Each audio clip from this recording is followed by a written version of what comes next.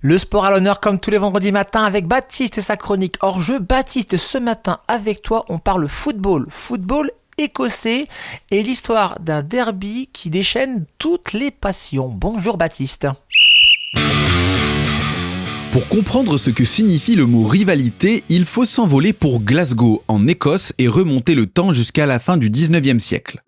La capitale économique du pays est alors un creuset bouillonnant d'ouvriers et d'immigrés. C'est une ville où le football, importé des écoles anglaises, devient rapidement le sport des masses. Mais c'est aussi une ville profondément divisée où les appartenances religieuses, sociales et nationales se mêlent à la vie quotidienne. C'est dans ce terreau que naît la rivalité de l'Old Firm. Le Rangers FC voit le jour en 1872 et attire une population issue majoritairement des classes ouvrières écossaises protestantes. Le club se structure dans un environnement marqué par le loyalisme britannique.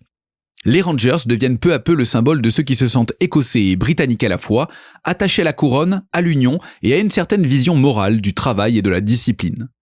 En face, le Celtic naît en 1887 d'un projet profondément différent.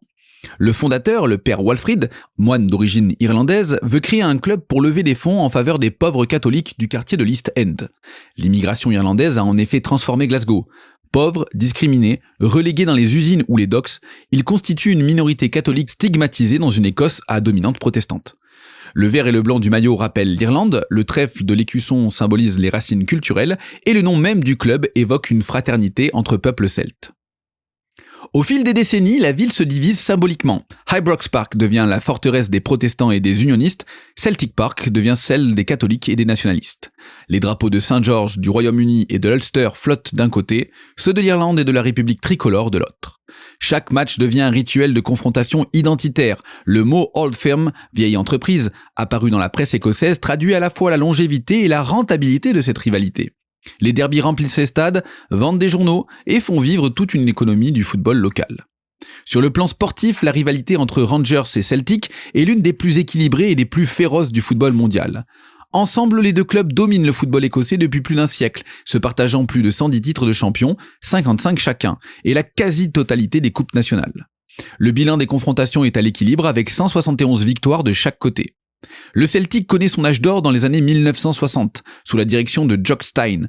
Ancien mineur et tacticien génial, le club vert et blanc remporte la Coupe des clubs champions européens en 1967, devenant le premier club britannique à conquérir l'Europe.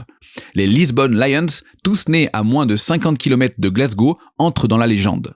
Les Rangers, humiliés par ce trophée, prennent leur revanche en 1972 en remportant la Coupe des vainqueurs de coupe, ajoutant un trophée continental à leur palmarès.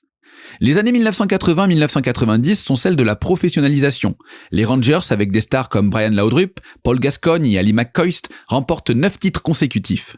Pour autant, le Celtic renaît dans les années 2000 sous la houlette du manager génial Martin O'Neill et avec Henrik Larsson, Chris Sutton ou Shunsuke Nakamura en figure de proue.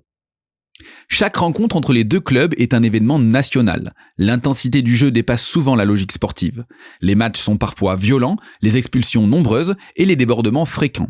Certains affrontements sont restés dans les mémoires, la finale de la Coupe 1909 interrompue par une émeute, le 4-2 de 1979 qui donne le titre à la dernière journée au Celtic alors qu'ils évoluaient à 10 contre 11, ou le 5-1 infligé par les Rangers en 2000. Elle incarne deux visions du football, le professionnalisme méthodique et l'efficacité du Rangers contre la créativité, la ferveur et l'émotion du Celtic.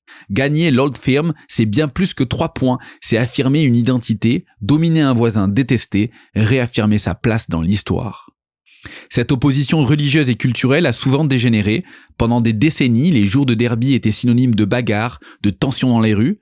Les autorités ont dû interdire la vente d'alcool avant certains matchs et la police écossaise mobilise encore aujourd'hui des centaines d'agents pour encadrer ces rencontres. En définitive, la rivalité entre le Rangers et le Celtic est devenue un miroir de la société écossaise. Pour certains, il symbolise la division, mais pour d'autres, il incarne la passion. À travers ses drames, ses héros, ses chants et ses cicatrices, il reste le cœur battant de Glasgow, une ville où le football n'est pas qu'un jeu, mais une mémoire vivante. Merci Baptiste pour cette chronique à retrouver en podcast sur happinessradio.fr et vos plateformes de streaming. Prochain rendez-vous sport jeudi prochain à 8h35. Bon week-end Baptiste. Et nous on va vous dire ce qui va se passer ce week-end dans Quoi de neuf l'agenda, vos événements dans l'Oise et à Amiens, c'est après ça.